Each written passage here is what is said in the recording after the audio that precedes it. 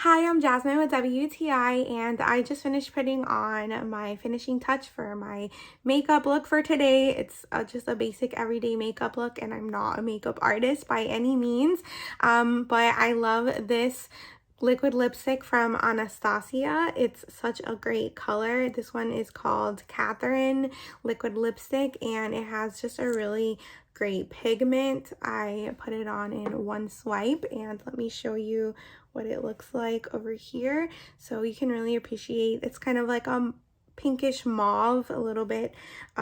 It looks a little darker on than it does in the actual bottle, I feel like, but it lasts a long time. I really like that about it, and it also is like matte finish too, which I really like the matte lipsticks.